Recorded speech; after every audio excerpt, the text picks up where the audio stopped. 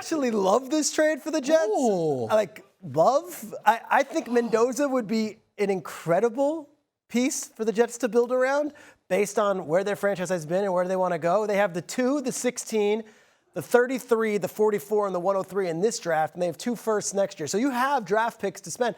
I look at Mendoza, the skill, the talent, we know that. That's fine. Whether you love him and he's Andrew Luck or you think he's solid and he's Matt Ryan, let's put that aside. Demeanor, personality, there is nobody maybe more suited for what this team needs in this market. Fernando Mendoza is not going to Carbone or the 86 or the Cornerstone. Fernando Mendoza is fine going to Olive Garden and walking around Times Square and saying hello to folks. He's not going to be about the glitz and the glamour. He's not going to get caught up in this. He is all about ball, and he is so secure in his skin and so confident in who he is that I think the parallels for what he did for Indiana football, and Shae, you know this very well, taking a program that was 105 years of downtrodden football and lifting them on his shoulders. Is there anyone better suited for the New York Jets? What feels like they've been 105 years of downtrodden football and now take them on the shoulders.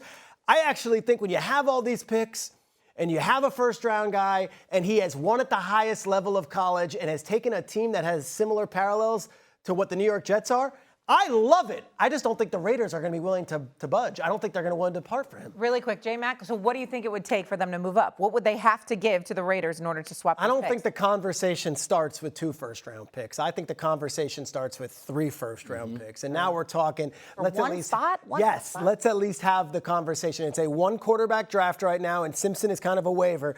I think Mendoza is that guy and is that leader, and the Jets could build around him and sell that to the fan base and say, hey, look what he did at Indiana. He's going to do exactly the same thing here. And Mendoza will be nonplussed. He will not flinch, and he'll just say, let's go play football. I don't like it. And I'm almost surprised at you, too, in the sense of you love places like Carbone.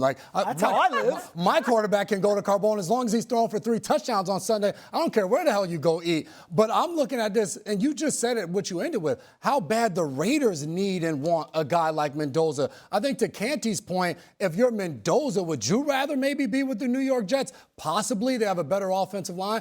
From the Raiders, I don't care about that part of it. For you, we need a quarterback. And I think because of the situation, it's going to cost the Jets so much. You said starting with 3 first-round draft picks. And I don't hear people mentioning Mendoza's name with those same thought processes of you just said an Andrew Luck, a guy that's going to completely change the franchise, not just make us good or make us relevant, but someone that you really feel is going to come out and be able to win you championship games, giving up all of that draft capital.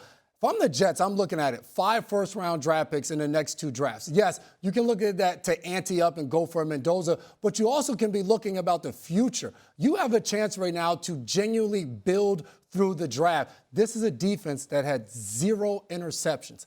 Go out and at number 2, get you an impact player, whether it's the offense or defensive side of the ball, someone that can change the franchise with their play on the field and continue to build. With this many first-round draft picks, you can have a hell of a team. And a quarterback may be in free agency, maybe in next year's draft, the year after that, but they're not 1 quarterback away. So giving up all of those picks to get Mendoza and still potentially be in the same spot next year without the same amount of draft picks, to me, just doesn't make sense. I know, but they don't have a quarterback. The Raiders at least could maybe put Geno Smith in there and then build around him for a year to get where they want to go. But the Jets have no one. They're always the bridesmaid with these drafts. They had to wait for Trevor Lawrence, and then they get Zach Wilson. They had the number 3 pick when Baker went 1. They got Darnold, and we know what happens there. To me, you have all this capital. You don't do that and say, let's find interceptions. You do that and you say, let's find a quarterback. And if you think Mendoza's the guy, make a call. Well, first of all, I totally agree with J. Mack on this, Peter and Shae. That's number 1. Number 2, there are a multitude of reasons why. Number 1, obviously, if you're the New York Jets, what the hell do you have? You know what? You're straight garbage. You're hot garbage. That's the bottom line right there. You know what I'm saying? The Jets are equivalent of cheese and meat stuck in a suitcase. You understand? The 90-degree weather, the stench that emanates from that franchise is that damn bad. Is that damn bad that there's no reason that as much as they need a quarterback and as important as the quarterback position is, they have just shown a propensity throughout their history to be so anemic, so awful, such purgatory that you know what? There's no reason to have any faith. As a matter of fact, we should be thinking about Fernando Mendoza, who seems to be a good kid, a God-fearing kid, principled, disciplined, does all the right things. And we need to be asking ourselves, why should we even be having this discussion? Why should we subject him to that kind of imminent misery? Because that's what the hell we're looking at from the New York Jets. Let me remind people, and I hope Garrett Wilson is listening, because evidently he was a bit sensitive a few months ago when I was talking about the Jets organization. He didn't realize I was trying to look out for him. I was trying to tell him, you need to get the hell up out of there, while people will still remember that you're a damn football player, because the way the Jets are looking right now, we have no reason to believe. My man RC, Ryan Clark, comes on the air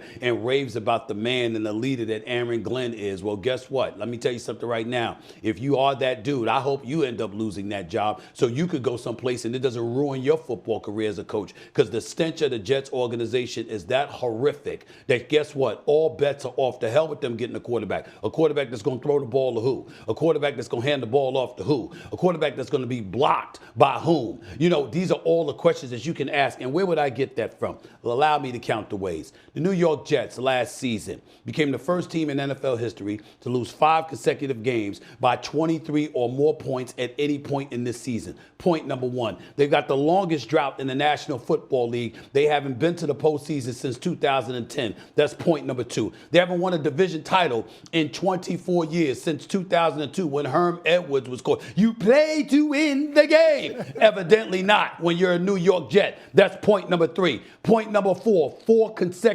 10 consecutive losing seasons.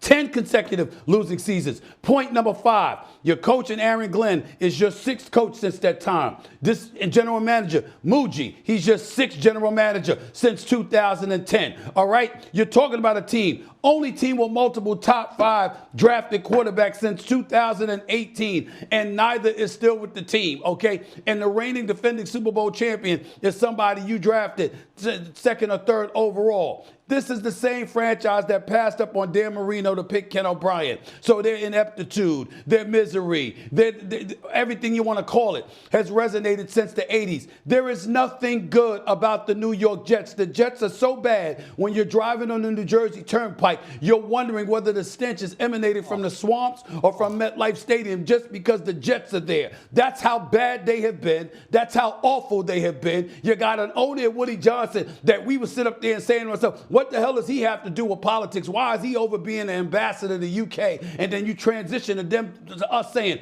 why don't you go back to the UK? Because you're not welcomed here in New Jersey. Everything about the New York Jets are bad right now. Why would we wish that on Fernando Mendoza? At least he has Tom Brady to lean on. At least he has a 7-time champion that he could talk to anytime he wants to, that he'll have on speed dial, that'll be in his presence, tutoring and guiding and giving them counsel. And at least he'll be in Las Vegas, because there's not a stench out there. And in Arlington, we saw it at MetLife Stadium. No doubt, probably snuck out of the Jets locker room. That's how bad they are. Don't wish that on anybody. Jets. Let's go, Jets. Let's go. I mean, Don't do that.